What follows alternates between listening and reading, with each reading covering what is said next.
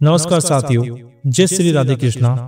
स्वागत है आप सभी का हमारे इस आध्यात्मिक यात्रा में, जहां हम श्रीमद् भगवद गीता के अष्टम अध्याय अक्षर ब्रह्म योग का विस्तार से अध्ययन करेंगे। यह अध्याय हमारे जीवन और मृत्यु के रहस्य को उजागर करता है और बताता है कि मृत्यु के समय भगवान का स्मरण कैसे मोक्ष का द्वार खोल सकता है। तो आइए इस दिव्य ज्ञान का रसपान करते हैं। अर्जुन भगवान श्री कृष्ण से 8 महत्वपूर्ण प्रश्न पूछते हैं। पहला, ब्रह्म क्या है? दूसरा, अधिभूत क्या है? तीसरा, अधिदेव क्या है? चौथा, अधियज्ञ कौन है? पांचवा, इस शरीर में अधियज्ञ कैसे स्थित है? छठा, मृत्यु के समय कैसे भगवान को याद किया जाए? सातवां, जो लोग भगवान का स्मरण करके शरीर त्यागते हैं उनका क्या होता है? आठवां, कौन सा मार्ग श्रेष्ठ है, अंधकार मार्ग या प्रकाश मार्ग? इन प्रश्नों का उत्तर में श्री कृष्ण विस्तार से बताते हैं कि किस प्रकार मृत्यु के समय भगवान का स्मरण करने से व्यक्ति को मुक्ति मिलती है। भगवान श्री कृष्ण बताते हैं, ब्रह्म वह परम सत्य और अविनाशी है। अधिभूत समस्त भौतिक सृष्टि नश्वर है। अधिदेव परम पुरुष अर्थात ईश्वर। अधियज्ञ स्वयं भगवान जो समस्त यज्ञों के भोक्ता है। जो व्यक्ति मृत्यु के समय ओम का उच्चारण करते हुए श्री कृष्ण का ध्यान करते हैं वह परम गति को प्राप्त करता है।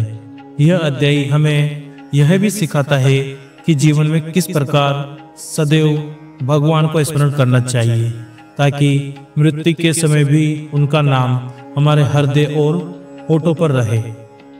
भगवान श्री कृष्ण कहते हैं, जिस भाव से व्यक्ति इस संसार को त्यागता है वही गति उसे प्राप्त होती है। यदि हम मृत्यु के समय भगवान का स्मरण करते हैं तो हमें मोक्ष प्राप्त होता है, लेकिन यदि हम सांसारिक विषयों में उलझे रहते हैं तो हमें फिर से जन्म लेना पड़ता है।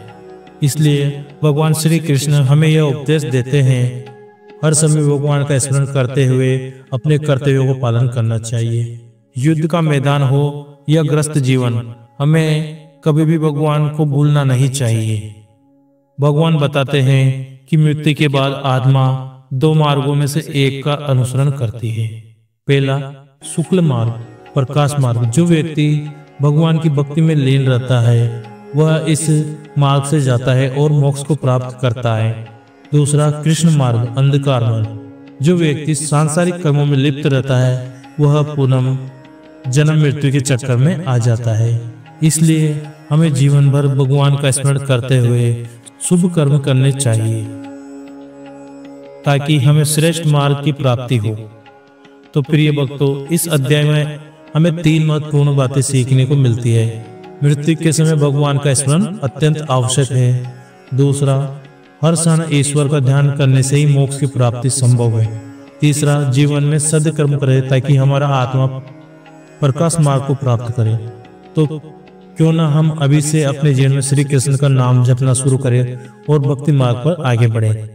यदि आपको यह ज्ञानवर्धक वीडियो पसंद आया हो तो इसे लाइक करें, अपने मित्रों और परिवार के साथ साझा करें और हमारे चैनल को सब्सक्राइब करें ताकि आप भगवत गीता के अन्य अध्यायों की व्याख्या भी सुन सके।